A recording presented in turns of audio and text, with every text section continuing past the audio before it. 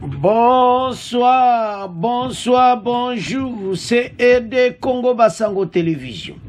Comme toujours, avant de commencer notre émission, nous disons merci à Dieu.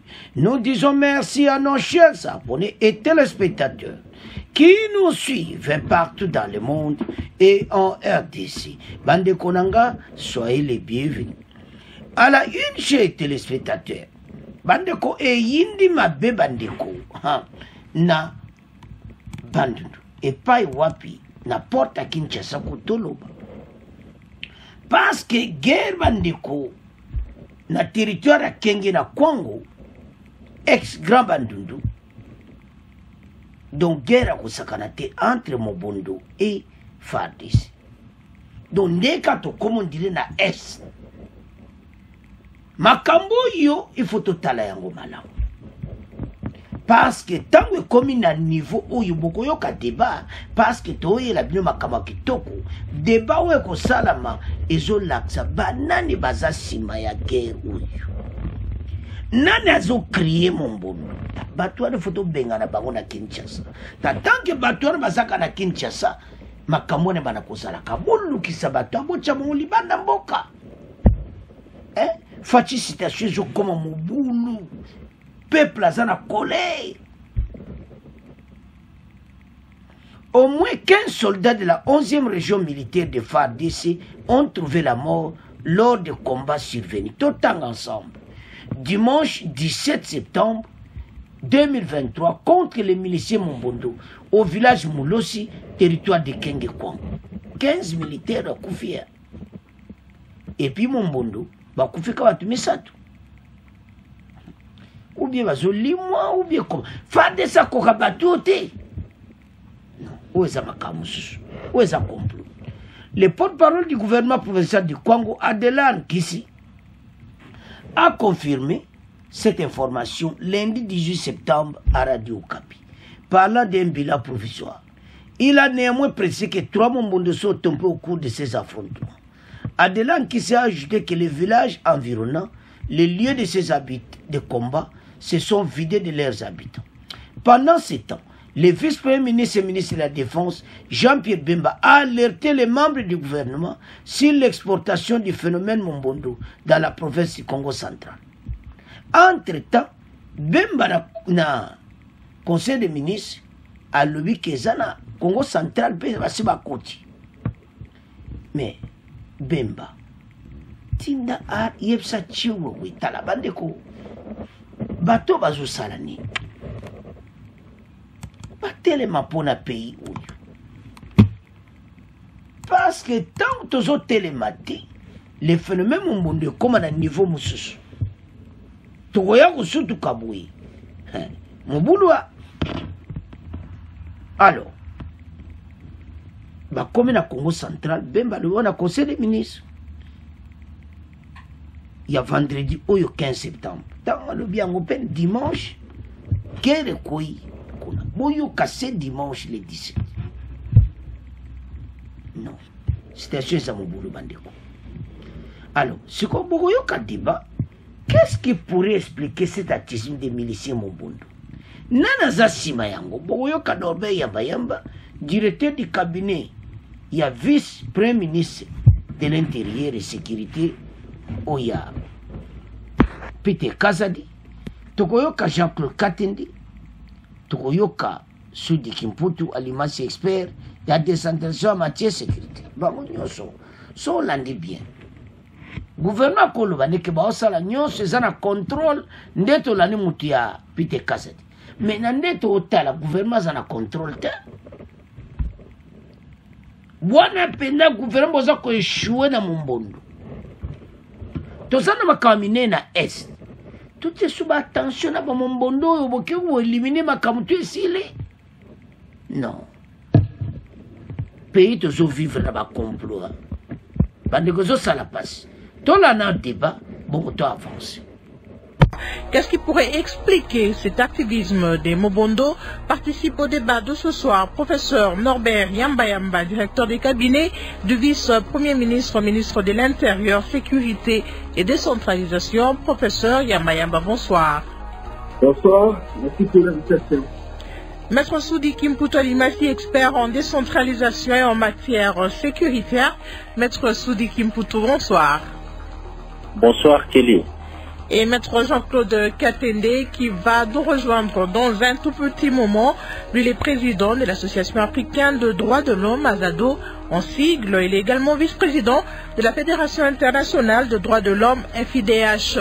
À Kinshasa, la situation sécuritaire reste toujours préoccupante dans la province du Kwango. Au moins 15 militaires des forces armées de la RDC de la 11e région militaire ont été tués lors des affrontements violents avec les assaillants de la milice Mobondo. Les faits se sont déroulés dans la journée du dimanche 17 septembre 2023 au village Moulossi, situé entre Kiabouba et Bachongo, dans le groupement de Makengo, secteur de Bukangalonzo, en territoire de Kenge. L'information a été rapportée à Radio Okapi par maître Adela Nkisi, qui est porte-parole du gouvernement provincial du Kwango, qui apporte aussi la précision selon laquelle, du côté des miliciens, au moins 3 Mobondo ont été aussi tués. Il précise qu'il s'agit d'un bilan provisoire, avant d'ajouter que pour l'instant, tous les villages environnants se sont vidés de leurs habitants, fuyant les atrocités de cette milice. On écoute maître Adela Nkisi au téléphone de Yerman Boma. Nous apprenons qu'il y a eu des affrontements entre FARDC et les Mobondo dans le village Moulossi, dans le secteur Bukangalonzo. Effectivement, on nous informe qu'il y a 15 militaires qui sont tombés et 3 Mobondo de l'autre côté. Voilà, donc c'est un bilan qui n'est que provisoire. Les Mobondo, c'est un mouvement qui a commencé, que l'on maîtrise difficilement du fait que c'est comme une sorte de guérilla. Et ils se reconstituent à un moment donné dans un ou un autre coin. Et donc, ils sont présents, ça et là, pas très actifs comme au début. Et chaque fois qu'il y a un groupe qui se reconstitue quelque part, bon, l'armée est en train de faire son travail malgré ce qui arrive, quoi. La population civile se vide. Et donc, ce sont des effets collatéraux et qui nécessitent un regard particulier du pouvoir de Kinshasa aussi. Parce qu'il y en a qui sont venus de Kwamout, sont des déplacés. Maintenant, du coup, ils deviennent double déplacés, même triple déplacés. Donc, ils sont partis de là vers Bachongo, ils viennent Bukangalonzo, ils sont encore obligés de fuir. Et donc, la situation sécuritaire reste préoccupante. Professeur Norbert Yamba, directeur des cabinets du vice-premier ministre, ministre de l'Intérieur, Sécurité et Décentralisation, vous invite encore une fois de plus dans cette émission pour parler des Mobondo qui continuent à tuer, à créer la sécurité dans certains coins de la RDC, notamment dans le Grand Bandundu et même dans le Congo central, comme l'a alerté le vice-premier ministre, ministre de la Défense, lors du Conseil des ministres vendredi 15 septembre dernier. Alors, qu'est-ce qui explique qu'on n'arrive pas à maîtriser cette milice? Toutes les fois qu'on nous a reçus dans cette émission, vous nous avez dit que le gouvernement travaillait travailler sur ce dossier et que d'ici peu, la situation redeviendra normale, mais on constate que elle est en train de s'aggraver. Merci, je voudrais d'abord vous saluer, madame, pour l'opportunité que vous m'offrez. Je salue également tous les co-délateurs, Alimas, Safembaï. Je salue également Jean-Claude Katende. Et je voudrais simplement vous dire, madame, que lorsqu'on est dans un processus d'une guerre non conventionnelle, c'est pourquoi, c'est pas pour rien qu'on l'appelle non conventionnelle, c'est-à-dire qu'il n'y a pas de règles de jeu, parce qu'on ne connaît pas avec qui on fait la guerre, etc. Et donc, cette situation ne peut pas, en tout cas, faire l'objet de la détermination de dire qu'à telle date, ça va s'arrêter.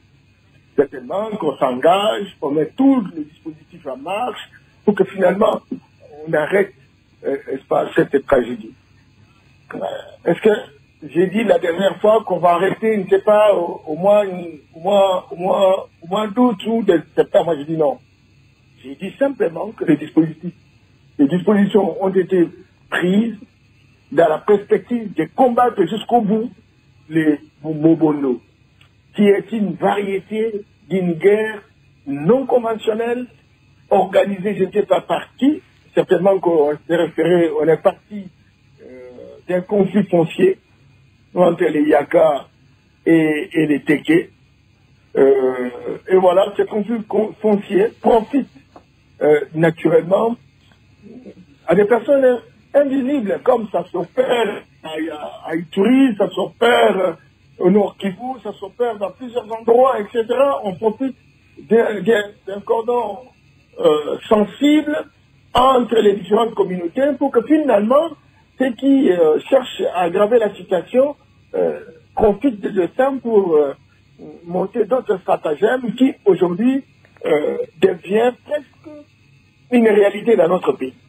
Mais je voudrais vous rassurer que le gouvernement, au travers le ministère de l'Intérieur, Sécurité, Affaires coutumières, et le ministère, la vice-primature de la Défense, je voudrais vous rassurer que toutes les dispositions sont prises. Vous avez vu, à un moment donné, on était localisé à Kouabetou.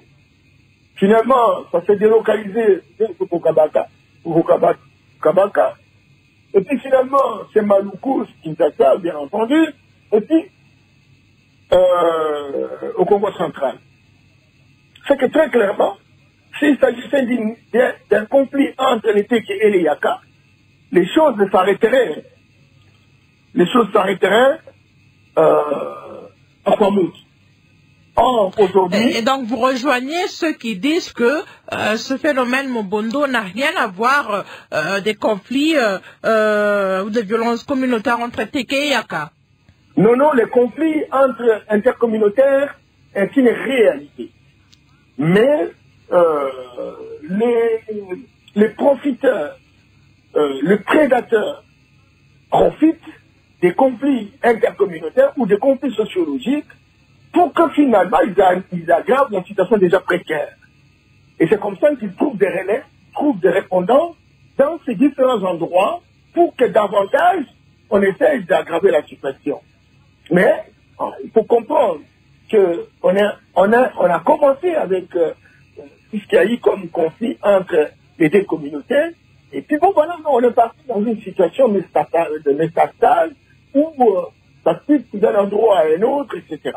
Moi, je pense qu'aujourd'hui, plus que jamais, il est important que l'on puisse désintoxiquer le débat, que l'on puisse véritablement dégonfler nos émotions, pour qu'ensemble, nous puissions chercher des voies et moyens, de telle sorte qu'on puisse arrêter ce fléau qui a élu domicile au Nord Kivu, élu domicile, n'est-ce pas, à Ituri, aujourd'hui, à l'ouest de notre pays. Pourquoi pas aussi au Katanga à un certain moment, on a vécu également au Kasaï central à un certain moment, etc. Donc, ce sont des phénomènes qui montrent très clairement qu'il y a aujourd'hui des vautours qui ont besoin pratiquement de nous déstabiliser, nous fragiliser pour entrer en possession avec nos moyens, avec nos richesses, avec nos ressources naturelles, etc. Ne laissons pas libre cours simplement à une question essentiellement intercommunautaire, mais il y a des profiteurs. Et nous sommes conscients de cela. C'est comme ça que nous avons mis en place un package de 3 pistes de solutions. La première piste de solution, c'est qu'il y a un problème qui surgit. Il y a presque une guerre. Et nous avons intérêt de mettre en branle nos militaires, nos policiers, nos services de sécurité, non seulement pour comprendre les enjeux, les tenants et les aboutissants, mais également pour staffer tous ceux qui sont en train véritablement de semer la terreur. Donc c'est une solution fondamentalement militaire. Il y a aussi une solution politique. La solution politique, ça veut dire en fait, on fait le rappel des troupes de tout le monde pour dire qu'est-ce qui est à la base de ça, parce qu'en réalité, lorsqu'il y a des communautés qui s'engagent avec des moyens conséquents pour continuer à semer la terreur, c'est que quelque part, ça c'est évident, les hommes politiques sont au devant de la scène. Certainement que je ne vous dirai pas qui est cet homme politique, parce que les enquêtes continuent, il va falloir qu'on identifie ceux qui sont C'est depuis 2022 que ce phénomène a commencé, plus d'une année après. Le gouvernement ne sait toujours pas qui alimente ou qui entretient ces miliciens. qui arme ces miliciens? Comment ils se procurent? Comment se procurent-ils des armes, ces miliciens? Il y a beaucoup de questions qui sont floues, que la population se pose, professeur Norbert Yamba. Le mode opératoire n'est pas très différent de ce qui se passe au Nord Kivu et à Ituri. Et vous savez que ces deux provinces ont bénéficié d'un état de siège. C'est très clair que l'intensité à l'ouest n'est pas encore très prononcée. Mais c'est aussi vrai qu'on est en train de confirmer que c'est un autre phénomène qu'essentiellement, ça soit les conflits intercommunautaires. Et donc, dès qu'on aura fixé, que ce conflit prend une autre forme, à ce moment-là, on va aller un peu plus loin pour dire qu'est-ce que nous faisons pour arrêter. Parce qu'à un moment donné, il y a eu accalmie. Et nous avons même pensé qu'on puisse justement procéder même à l'arrôlement dans les Kwamotu. Et c'était déjà plausible. Mais ce qui est arrivé, c'est que au moment où on déplore la situation à Kwamotu, on attend qu'il y a des morts à Popokabaka. Quelques jours après, des morts dans le Congo central. C'est un phénomène qui exclut l'hypothèse d'un conflit intercommunautaire. Et là, le gouvernement de la République, à travers ses différents services de sécurité, il travaille. Le grand problème, c'est quoi? C'est que lorsqu'il y a un problème qui surgit dans une situation non conventionnelle, les gens ont tendance à demander essentiellement au gouvernement de terminer le même jour. Et lorsque le gouvernement ne termine pas le même jour, à ce moment-là, on dit non, c'est un gouvernement incompétent. Ah non, s'il vous plaît. Donc les enquêtes sont en cours. Les enquêtes sont en cours. Là, le gouvernement ne sait pas avec qui l'armée est en train de se battre, comme vous l'avez dit tout à l'heure. Vous avez parlé d'une guerre. Vous avez suivi, madame, qu'il y a eu 3 morts du côté des assaillants. C'est que le militaire, nos FARDC, nos veillants combattants ont réussi naturellement à neutraliser, à déstabiliser tous ces, je ne les appellerai pas terroristes encore, il faut véritablement identifier leur nature, compagnie, etc. Mais au moins, nous connaissons qu'il y a des assaillants qui sont en train de semer la terreur. Il y a eu 3 morts. C'est que quelque part, ils ne sont pas avec la forêt, ils ne sont pas seulement avec les arbres. Il y a des hommes et des femmes qui dorment même sur... qui est en train véritablement de travailler, sont en train de travailler pour mettre fin à cela. Le grand problème, c'est est-ce qu'on connaît, professeur, s'il vous plaît, est-ce qu'on connaît l'identité de ces miliciens? Qui sont ces Mobondo? Les Mobondo, c'est un nom fétiche qui a été utilisé naturellement lors des conflits Tekeyaka. Et on parle que le Mobondo, c'est le nom de fétiche. Bon, voilà. Donc, ces gens-là sont considérés comme tels. Mais lorsqu'il y a des gens qui profitent de Mobondo, qui devient pratiquement une race de terroristes, alors maintenant, ces gens-là profitent de ça pour aggraver la situation déjà précaire. Alors, pendant ce temps, pendant que les Mobondo attaquent, il y a la population qui se déplace, des villages entiers qui se vident, la population abandonnée à elle-même. Qu'est-ce que vous faites pour ces gens qui se déplacent, qui quittent, qui marchent des kilomètres et kilomètres pour chercher des endroits où ils peuvent être en sécurité? Madame, je crois que je vous avais dit que nous avions trois pistes de solutions. Il y a la solution militaire, il y a la solution politique et la solution sociale, socio-humanitaire. Si nos militaires sont sur le terrain, nos services de sécurité sont en train d'y travailler, il est très clair que nous avons également des corridors humanitaires. Vous savez qu'à un moment donné, on a demandé à tous ceux qui sortent de ces différents villages de se retrouver à Bandundu, et il y a un endroit où le ministère des Affaires sociales y travaille, et l'humanitaire bien entendu, travaille dans le sens de pouvoir apporter un secours à toutes nos populations qui sont dans une situation très difficile. Merci, professeur. Les organismes, excusez madame, les organismes internationaux, en solidarité avec l'action gouvernementale, sont aussi en train d'intervenir. Certainement que, bon, en dehors de ça, nous sommes en train de préparer aujourd'hui, en tout cas. Même aujourd'hui, j'ai eu une séance de travail avec une ONG qu'on appelle Leadership Cohesive. Et avec cette ONG, on est en train de préparer ce qu'on appelle la retraite. Et qui va finalement déboucher vers un forum intercommunautaire pour construire la paix. La retraite aurait pu avoir lieu déjà le mois passé à Brémoudou, mais une partie n'a pas souhaité. Alors, on a un souci avec votre ligne téléphonique. La réalisation va essayer de régler ce problème. Et en attendant, on va prendre Maître Soudi Kimputu Alimasi, qui est expert en décentralisation et en matière sécuritaire. Maître Soudi Kimputu, depuis 2022, qu'on parle du phénomène Mobondo, ça a commencé dans le Grand Bandundu. Aujourd'hui, ces miliciens, cette milice ou bien ce phénomène s'exporte dans le Congo central. Comment vous analysez? Quelle lecture vous avez de ce phénomène Mobondo et comment c'est géré par le gouvernement? Merci beaucoup, Kelly. Je vous salue. Je salue le professeur Norbert Yamba Choukou. Je salue M. Jean-Claude Katende. 15 militaires tués contre 3 miliciens Mobondo. En termes opérationnels, c'est trop. Ça signifie qu'il y a un problème, soit des rapports de force, soit des tactiques sur le terrain.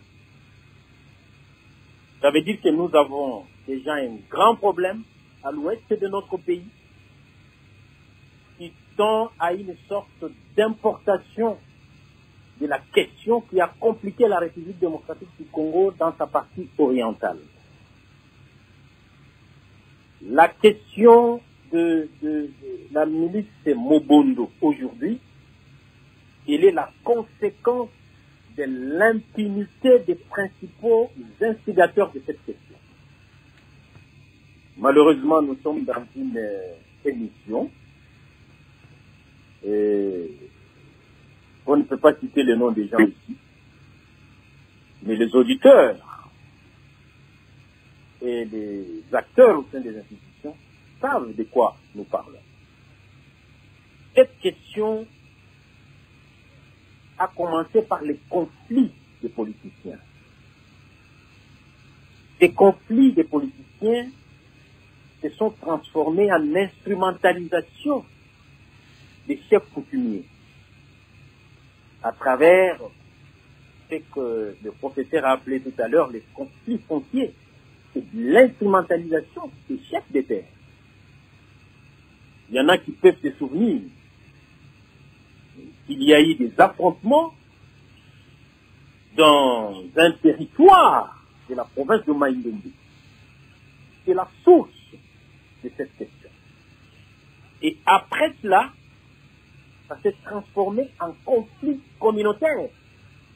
Aujourd'hui, qu'on a attribué aux deux communautés, Teke et Yaka. Ces conflits ont perduré. Et le fait de perdurer, ça a créé le phénomène des illuminés, qui aujourd'hui, par effet d'entraînement, on est en train d'assister à l'accroissement du nombre de ces miliciens qui s'évertuent aujourd'hui à se proclamer des revendicateurs des terres. Nous avons connu à un moment donné ces phénomènes, les Enyélés et consorts dans l'ancienne configuration de l'Équateur. Et le fait maintenant que cette milice puisse s'accroître de plus en plus, ça a créé le besoin pour la survie de cette milice. Conséquence, la prise des entités, l'exploitation forestière, les barrières, on assiste à des coupeurs de route, etc., etc. C'est grave encore, qui a aujourd'hui commencé à embraser presque l'Ouest et mettre la République en étau. Lorsque ces conflits ont commencé, ces miliciens utilisaient les machettes et les flèches. Après un temps, comme aujourd'hui nous avons assisté à un danger de l'implication des opportunistes politiques, ces miliciens ont quitté les flèches et les machettes, ont d'abord commencé par prendre la première catégorie des armes à feu, qui sont des armes de chasse, et à l'heure qu'il est, vous avez suivi nos vaillants militants, des combattants des FARDC. 15 sont tombés dans les villages Molossi, mais c'est avec des armes de guerre. Mais la question, mais qui arme finalement ces miliciens? Qui les arme? Est-ce que c'est tous ces hommes, c'est pas les hommes politiques, entre guillemets, les tireurs des ficelles qui arment ces gens? Madame, je l'ai dit clairement, les phénomènes de Mobondo, c'est pratiquement la copier-coller de la situation de l'Est. Et j'ai commencé par dire que c'est l'impunité des principaux instigateurs. Lorsque l'affaire commence, les principaux instigateurs, mon service de renseignement, le savent bien. Bien, lorsque la politique passe là-dessus, c'est fini. Donc les instigateurs sont connus.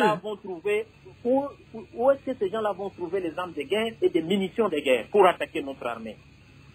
Si ce n'est pas qu'ils sont des hommes politiques qui sont dans les institutions, qui leur dotent de ces instruments de guerre.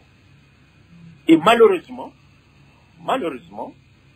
j'ai même très bien suivi le professeur, les 3 solutions qu'on essaie de prendre, ce sont des méthodes qui ont totalement échoué à l'aide. Vous pouvez vous imaginer, j'ai vu il y a peu, il y a eu des campagnes de sensibilisation. On a tenté de faire l'organisation des conférences des paix, jusqu'à arriver à l'insertion. Et ça me rappelle des phénomènes macabres, des tristes mémoires, des mixages et des brassages. On a vu certains jeunes de ces communautés, parce qu'ils ont combattu dans ces communautés, on les a pris pour les amener dans les centres de formation, pour les intégrer dans l'armée. Chose grave, parce que ces méthodes ont échoué. La conséquence est que, aujourd'hui on parle des armes de guerre. Qui sait peut-être que ce sont ces jeunes qui ont été formés, intégrés dans l'armée, qui désertent dans l'armée et qui partent rejoindre leur groupe des miliciens avec ces armes de l'État et commencer à causer du tort à notre armée. Et voilà, c'est un contour qui est malheureusement dramatique et qui tend à copier sérieusement et de manière vraiment identique la situation qui nous a créé la nébuleuse de l'Est de notre pays. Et je peux ajouter cela, à cela l'absence de l'État. Parce que lorsque vous suivez la prise des villages, il y a des villages tout entiers où, lorsqu'ils arrivent, il n'y a pas de policiers. Ils ont tout le temps d'égorger les gens, de tuer les gens. Et aujourd'hui, heureusement, les gens commencent à être un peu souples et fuir avant dès qu'ils voient les mouvements. Mais avant, c'était des corps et des corps qu'ils assassinaient à l'époque avec des machettes et des flèches. Et aujourd'hui, ils ont des armes, quand ils rentrent, ils tuent sans pitié. Et par effet d'entraînement, vous avez suivi. C'est ce qui devient très très dangereux. Le phénomène a commencé à Maïndombe. Il est passé par Kwilu. Il a traversé le Congo. Aujourd'hui, on parle du Congo central et de Kinshasa. C'est une menace sérieuse, alors que la partie ouest, c'était la partie où régnait la paix, et que les gens parlaient plus de la situation de l'Est. Et à un moment donné, lorsqu'en termes opérationnels, nous commençons à faire des hommes de troupes de l'armée régulière, ça veut dire qu'il y a un problème des rapports de force et que l'État, si ça ne dépendait que de moi, après avoir tiré les leçons de l'Est, les services de renseignement, les services de maintien, les services de sécurité et du rétablissement d'ordre, devait prendre d'autres précautions. Malheureusement, dans ces domaines, on ne peut pas aller avec beaucoup de détails ici, et c'est très malheureux, madame. On regarde encore dans cette émission, Maître Soudi Kimputu Alimasti, la réalisation nous signale que Maître Jean-Claude Katende est avec nous. Maître Katende, bonsoir. Bonsoir, madame. Vous êtes président de l'Association africaine de droits de l'homme, AZADO, en sigle, et également vice-président de la Fédération internationale de droits de l'homme, FIDH. Comment vous analysez cette situation des Mobondo qui pousse des milliers de personnes aujourd'hui à quitter leur village pour aller s'abriter, trouver des endroits un peu plus sécures? Merci, madame, pour la parole. Je voudrais saluer les professeurs Norbert et M. Kimputu pour leurs interventions pertinentes dans ce débat. La première chose que je voudrais souligner, que le phénomène Mobondo n'est pas un phénomène spontané. Ça veut dire, en d'autres termes, que les gens ont eu le temps de se concerter, de se préparer, de s'organiser pour arriver à ce que nous voyons aujourd'hui. L'ampleur, l'organisation démontre que le Mobondo n'est pas un phénomène spontané. Étant donné que ce n'est pas un phénomène spontané, il y a des causes. Et mes prédécesseurs, en termes d'intervention, ont mentionné plusieurs autres causes, mais je voudrais dire qu'il y a des causes lointaines. Parmi les causes lointaines, il y a la manière dont on avait géré les conflits à Yumbi. Vous savez qu'à ces jours, les quelques procès qui ont eu lieu, on a identifié quelques exécutants qui ont été arrêtés, mais vous avez à Kinshasa, là-bas, des personnes qui ont joué un rôle crucial dans les conflits de Yumbi qui sont en liberté.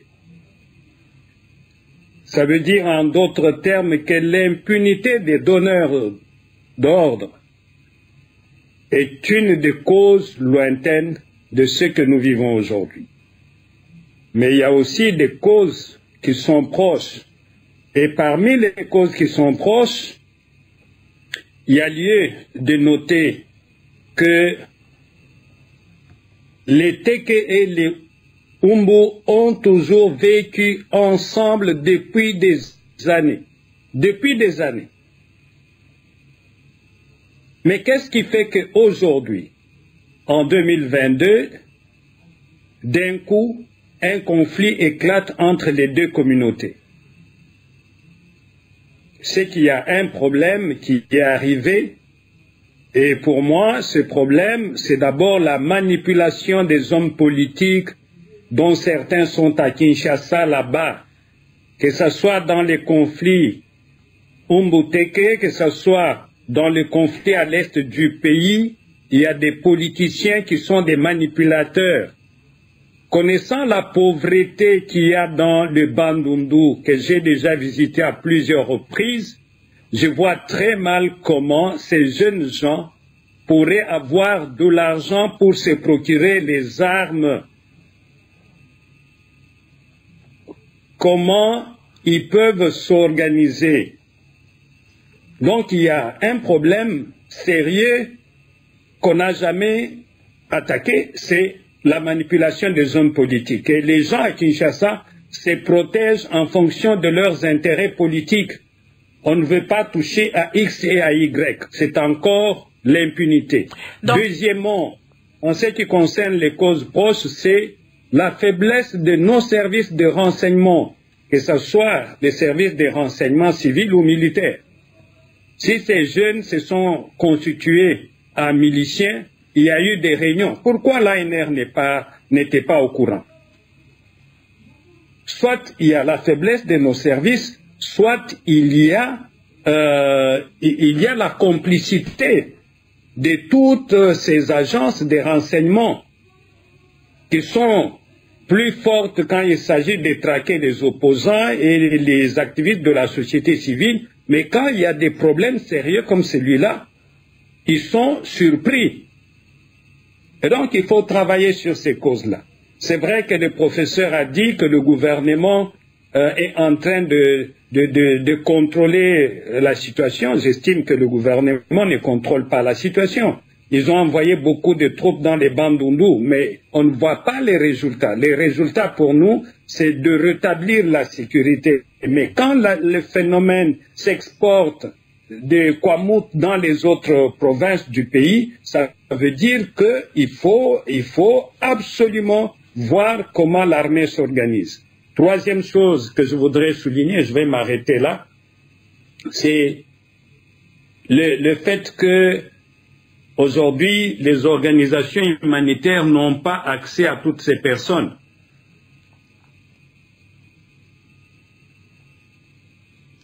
Allô? Oui, je disais que la troisième chose et la dernière que je voudrais souligner, c'est le fait que les organisations humanitaires n'ont pas accès à ces endroits où il y a les déplacements des populations. L'armée empêche toute assistance humanitaire à se déplacer. J'ai eu une réunion aujourd'hui avec les organisations internationales concernant la situation dans le Bandundu.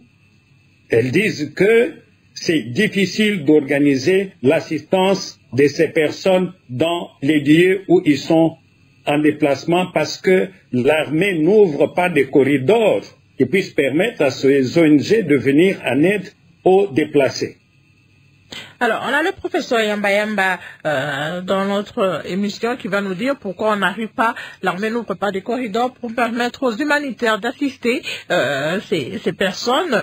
Mais avant de redonner la parole au prof, on va lire quelques réactions des internautes qui sont très très nombreux à nous suivre sur la page Facebook de Radio Okapi, des auditeurs qui nous écrivent de partout.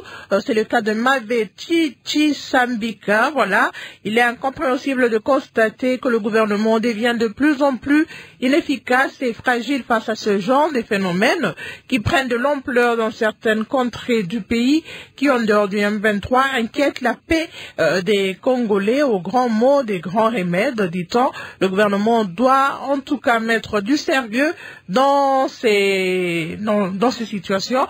Soit les autorités sont complices, soit elles ne sont pas à leur place.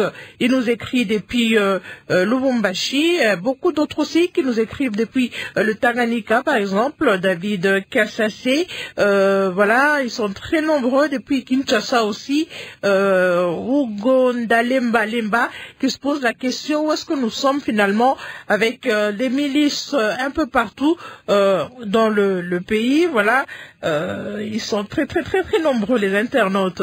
On va en profiter aussi pour ouvrir le standard en même temps. Écoutez ces auditeurs qui nous ont écrit, qui nous ont appelés. On va se rendre dans quelle province? Dans le Bandundu, justement, pour écouter cet auditeur qui appelle, qui s'appelle Timothée. Oui, c'est Timothée Boké, depuis Bandundu.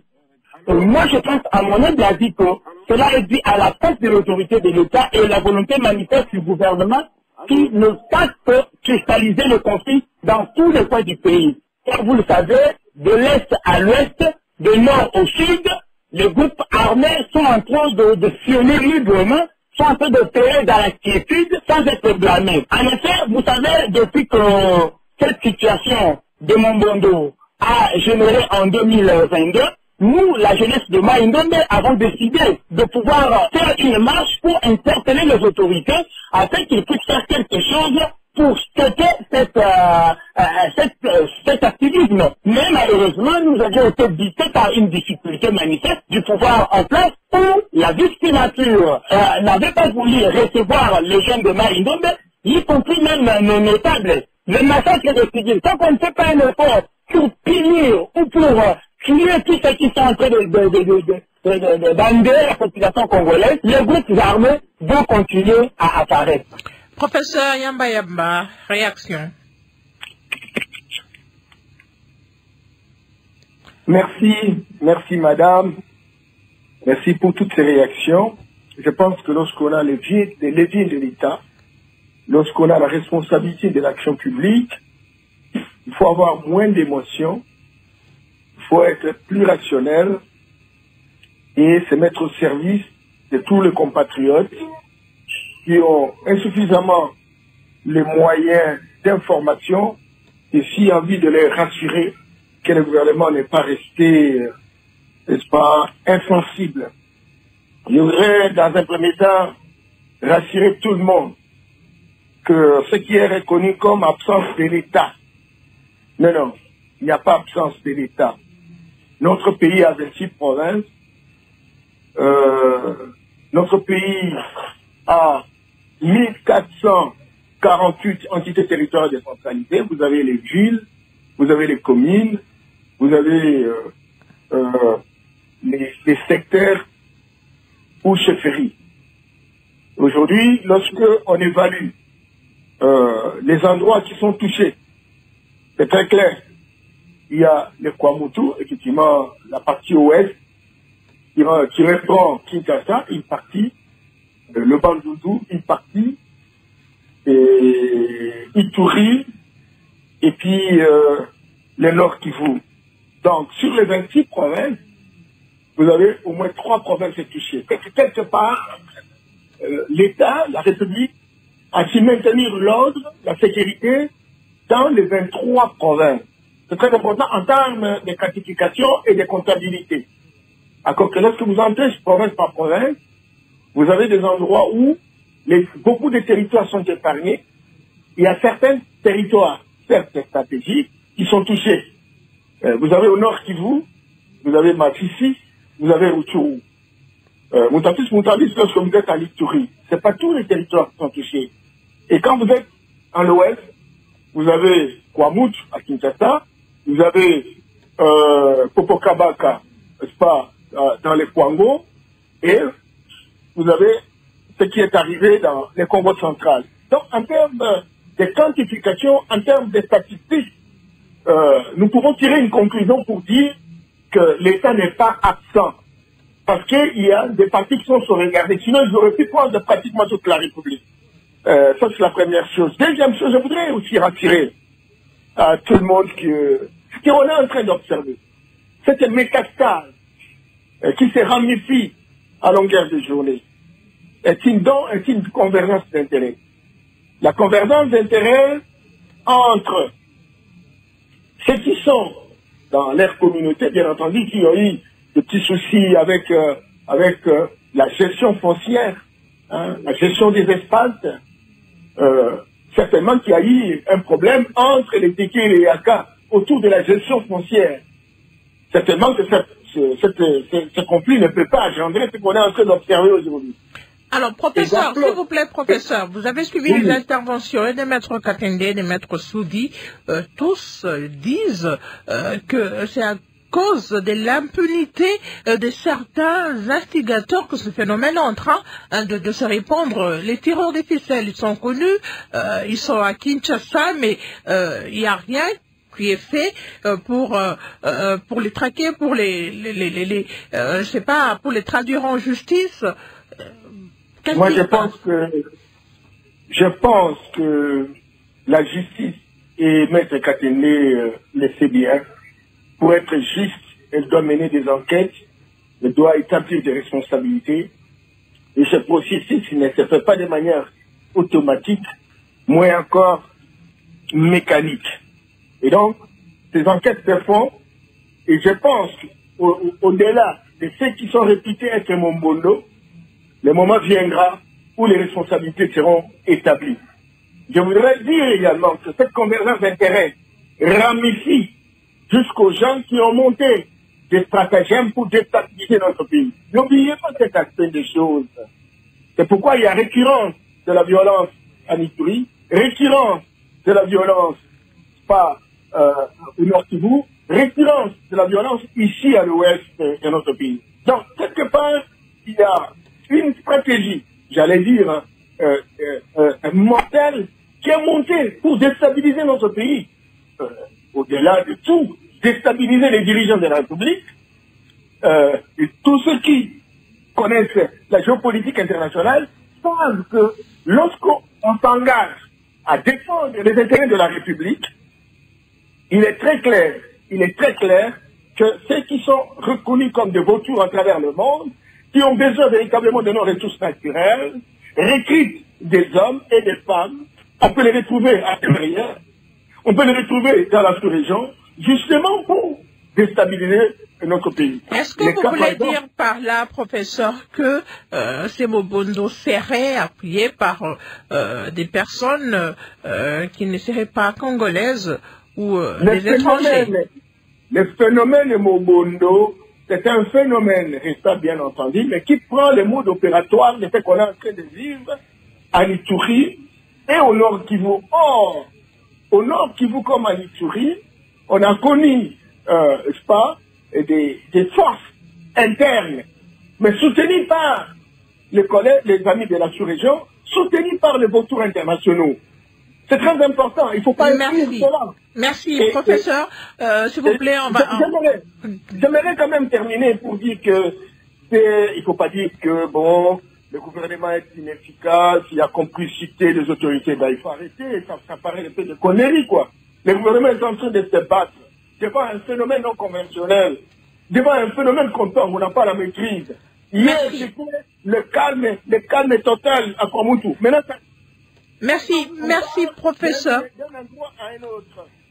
Donc, merci, on va vous redonner la parole pour conclure, ne vous inquiétez pas. On va aller dans la province de la Chopo, je pense, pour écouter John Odiane.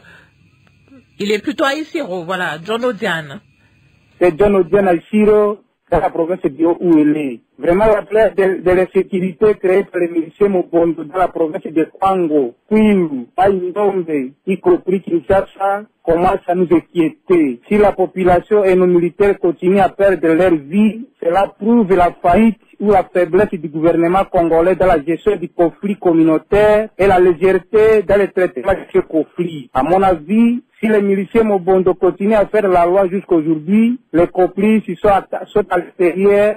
Il faut se poser les questions. Qui ravitaille les miliciens en armes? Est-ce que l'espace d'attaque est asymétrique et pour ne pas les neutraliser, l'État congolais doit prendre totalement ses responsabilités à sécuriser la population et leurs biens? Cet auditeur, Maître Soudi, revient un peu, vous rejoint un peu dans votre analyse de tout à l'heure, quoi. L'État doit prendre ses responsabilités. Absolument, parce que j'ai une très grande inquiétude du fait que la partie occidentale de notre pays vient de connaître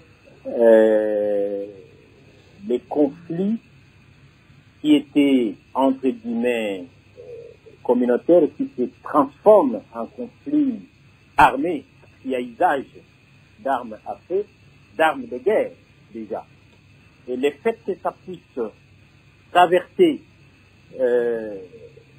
plus d'une province, ça devient de plus en plus inquiétant. Tenez, aujourd'hui, on parle de Kwilu, Kwango, Maïndombe, qui constitue l'ancienne province de Bandundu, mais entre-temps, ça a touché aujourd'hui la province du Congo central et la ville de Kinshasa, dans ces périphéries.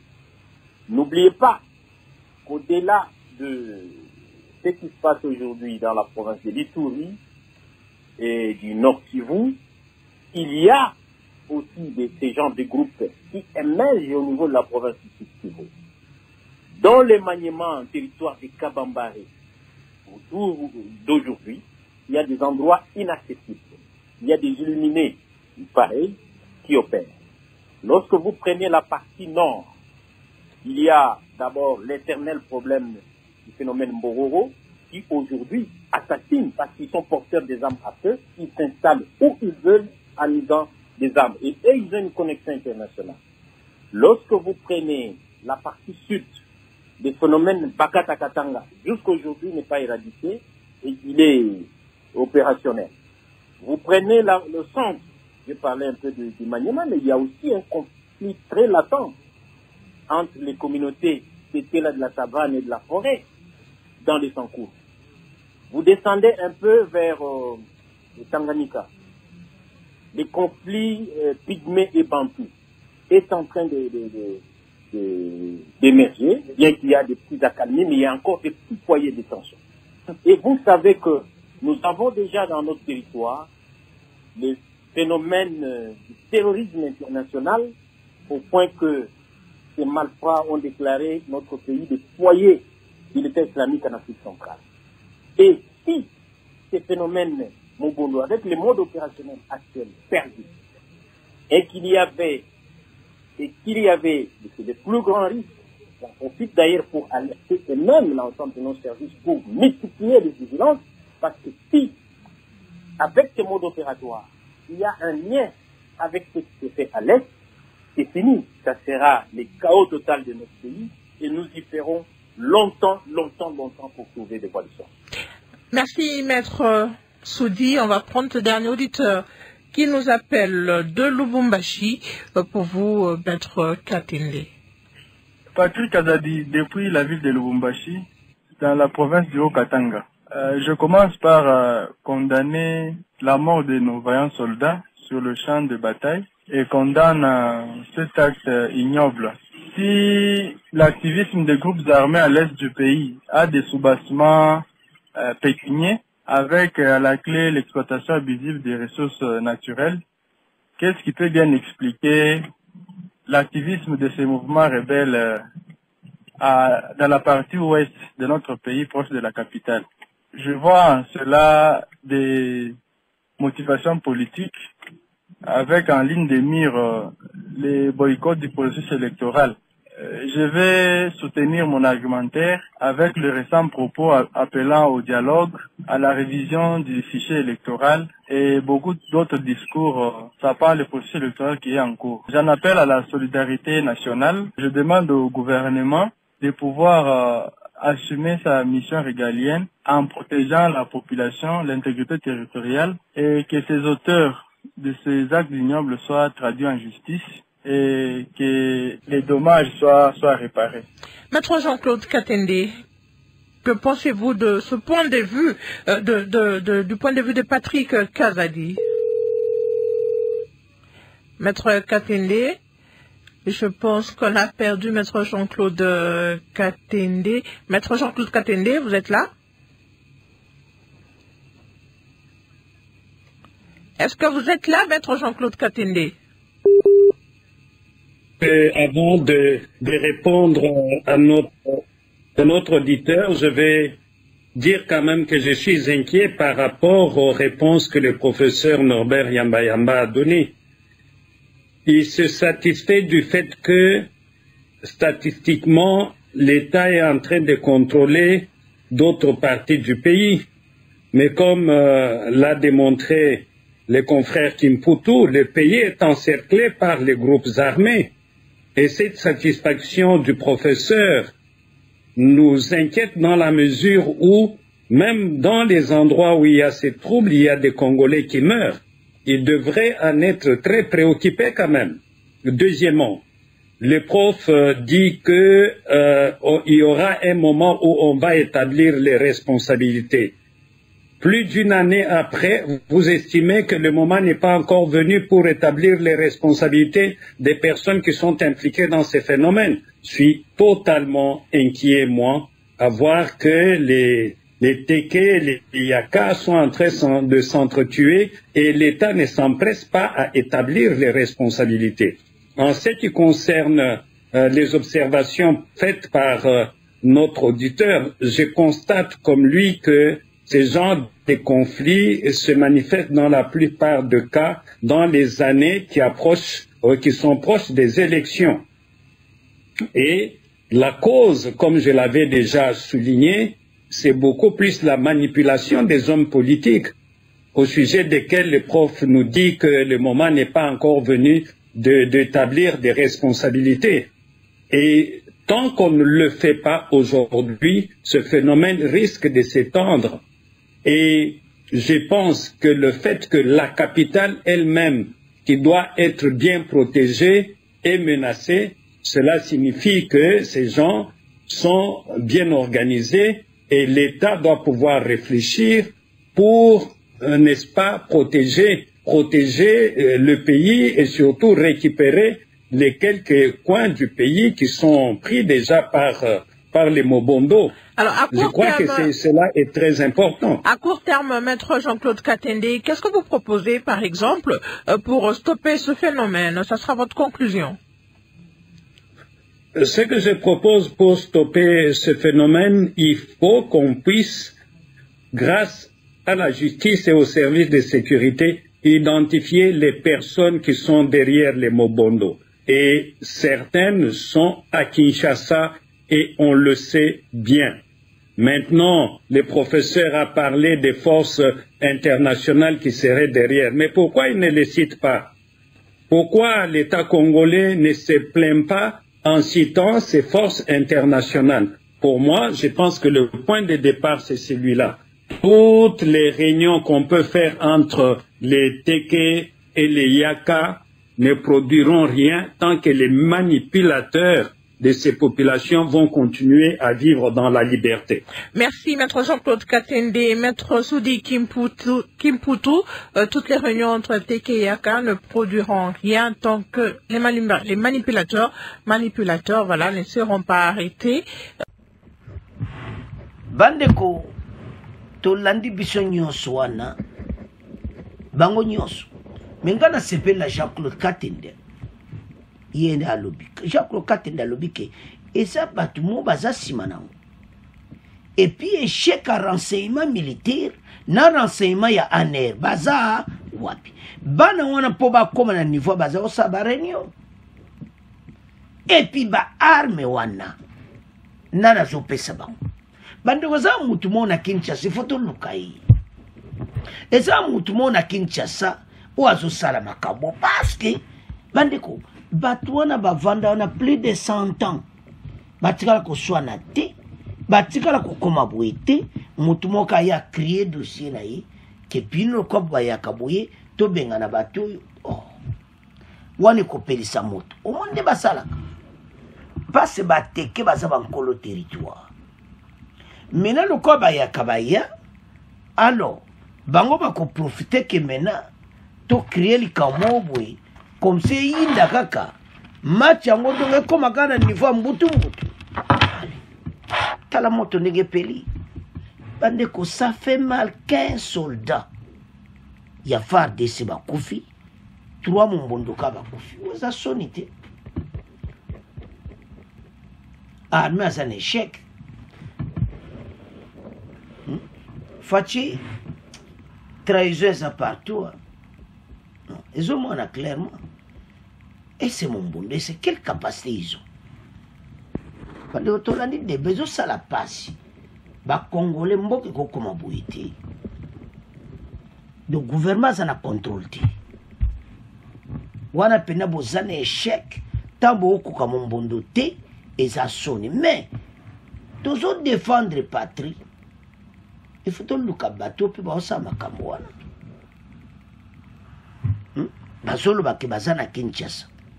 Jean-Claude Katende azolo baki bolandi bango nyonso. Mutapite kaza de azolo baki bazana contrôle yati. Tout vanda. Ils ont fait ça passe déjà. Tant que vous avez comme un bon doté, il est au niveau ça. Ce qu'on a comprendre pour ni fatia sur ça là, à banda ko recruter armée asika.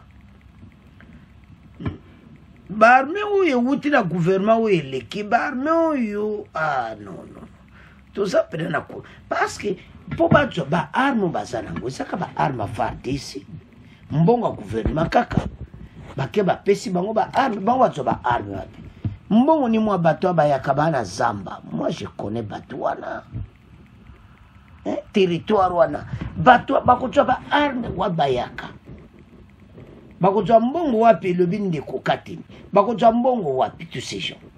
Pour acheter ces gens. Et puis bino renseignement militaire, bozo kokakoye ba place mo bazate. Bandeko yo sala passe. Alors, phénomène Mombondo, écoute na porte à Kinshasa.